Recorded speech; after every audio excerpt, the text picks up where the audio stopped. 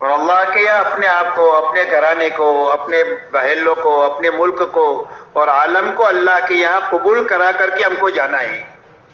اس کے لیے 3 دن اس پوری جگہ کو اور میدان کو مسجد نبوی علیہ الصلوۃ والسلام کا نمونہ بنانا ہے۔ آپ کی مسجد میں یا تو عبادت ہوتی تھی، یا ایمانیات کی باتیں ہوتی تھی، یا تعلیم کے حلقے ہوتے تھے، یا آنے والے وفود کا استقبال، ان کی خدمت، ان کی تعلیم تربیت ہوتی تھی۔ یہ آپ کی مسجد کے اعمال تھے۔ ہم کو یہ 3 دن میں اس میدان میں انہی اعمال کے ساتھ اپنا وقت گزارنا ہے۔ اسی لیے اس میدان میں کبھی دعوت کی بات ہوگی جیسے ابھی ہوئی، تو اس میں اپنے آپ کو پوری یکسوئی کے ساتھ لگانا ہے۔ اب اس کے بعد میں دوسرا عمل ہوگا، وہ تعلیم کا عمل ہوگا۔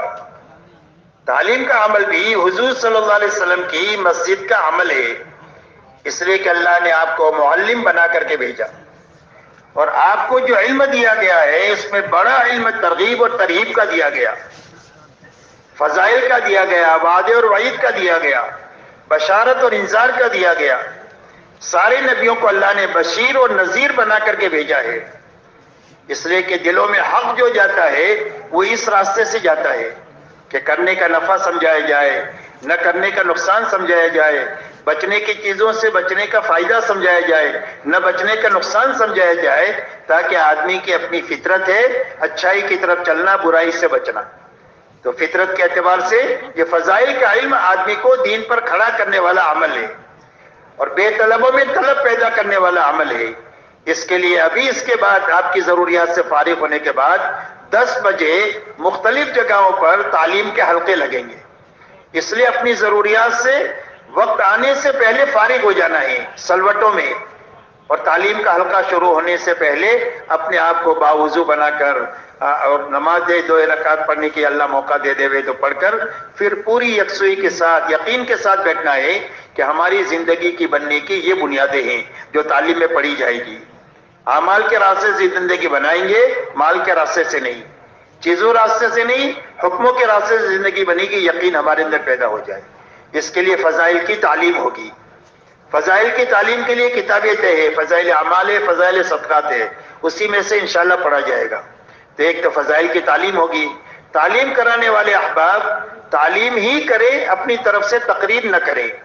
متوجہ کرنے کے لیے کبھی تھوڑا سا ایک آدھ جملہ کہہ دیا تو کوئی حرج نہیں، لیکن فضائل کی کتاب وہی میں سے پڑھا جائے، حدیث کو 2 مرتبہ 3 مرتبہ پڑھا جائے، اس طریقے سے صاف ستھرا پڑھا جائے کہ پڑھنے والا بھی سمجھ رہا ہو، سننے والے بھی سمجھ رہے ہو۔ فائدے کو 1 مرتبہ پڑھا جائے، کوئی مشکل لفظ ہے تو اس کو حل کر لیا جائے۔ تو ایک تو فضائل کی تعلیم ہوگی۔ دوسرا عمل جو ہوگا وہ قرآن پاک کا سیکھنا سکھانا ہوگا۔ کم سے کم ہر مسلمان کا اتنا قرآن صحیح ہو جائے جو نماز میں پڑھا جاتا ہے، اس لیے کہ نماز میں قرآن پڑھے بغیر نماز نہیں ہوگی، تو قرآن صحیح ہونا چاہیے۔ تو تعلیم کا حلقہ اسی لیے اس میں قرآن کا حلقہ ہوتا ہے تاکہ ہمارے اندر یہ فکر پیدا ہو جائے اتنا قرآن صحیح کرنے کا جو کم سے کم نماز میں پڑھتے ہیں۔ ہماری عمر ہے آگے بہت بڑی بڑی صورتیں حفظ کرنے کی تو کریں، نہیں تو اپنے بچوں کو حافظ عالم بنائیں۔ یہ شوق پیدا کرنے کے لیے یہ تعلیم کا حلقہ ہے، اس میں فضائل بھی ہے اور اس میں قرآن کا سیکھنا سکھانا بھی ہے۔ کوئی کمی ہمارے سامنے آ گئی، اب آپ ایک آدھے گھنٹے میں تو نہیں دور کر سکیں گے، یا تو جماعت میں جا کر دور کریں گے یا پھر واپس جا کر اپنے مقامی امام سے عالم کے پاس بیٹھ کر اپنا قرآن صحیح کریں گے۔ تو یہ 2 عمل ہوگا۔ تیسرا عمل 6 نمبر کا مذاکرہ ہوگا۔ 6 نمبر یہ پورا دین نہیں ہے، لیکن یہ ایسے جامع صفات ہے کہ زندگی میں پورا دین آئے گا نہیں 6 صفات کے بغیر۔ دین جو زندگی میں آئے گا 6 صفات کے راستے سے آئے گا۔ کوئی بھی عمل اللہ کے یہاں قبول ہوگا جب یہ 6 صفات کی رعایت کے ساتھ کیا جائے گا، ورنہ عمل اللہ کے یہاں قبول نہیں ہوگا۔ پوری امت ایک بنے گی 6 صفات کے راستے سے۔ امت میں 6 صفات زندہ ہو جائیں گی عملی طور پر تو امت کے سارے اختلافات ختم ہو جائیں گے۔ تو اس لیے 6 نمبر کا مذاکرہ کرتے ہوئے اپنی زندگی میں ان 6 صفات کو لانے کا فکر بھی پیدا کرنا ہے، اور یہی حلقہ اپنے گھروں میں بھی لے جانا ہے، اور گھروں میں لے جا کر کے اپنے بچوں اپنے عورتوں کو بھی یہ خیر دینی ہے تاکہ ہمارے گھر کا ماحول بھی بنے، ہمارے محلوں میں اس کو زندہ کرنا ہے، مسجدوں میں زندہ کرنا ہے، پورے عالم میں زندہ کرنے کے لیے اپنی جان مال کا صحیح نظام بنانا ہے کہ وہ کریں گے انشاءاللہ. اب اپنی ضروریات سے جلدی سے فارغ ہو کر وقت سے پہلے اس کی تیاری کر لے. اللہ ہمارے لیے ہر کام کو اچھی طرح کرنا آسان فرما دے. سبحان اللہ و بحمدہ سبحانک اللہم و بحمدک. میں درخواست ہے کہ تشکیل والوں کے پاس تشریف جائیں.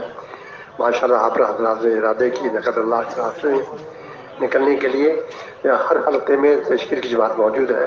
تشریف لے جائیں, تشکیل والوں کے پاس تشریف لے جائیں اور اپنی جماعتیں بنا لیں. اللہ آپ رات کو بہت بہت جزا فرمائے.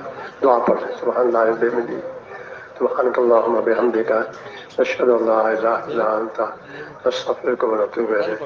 سبحان ربک رب العزۃ عما یصفون وسلام علی المرسلین والحمد للہ رب العالمین. آمین آمین آمین.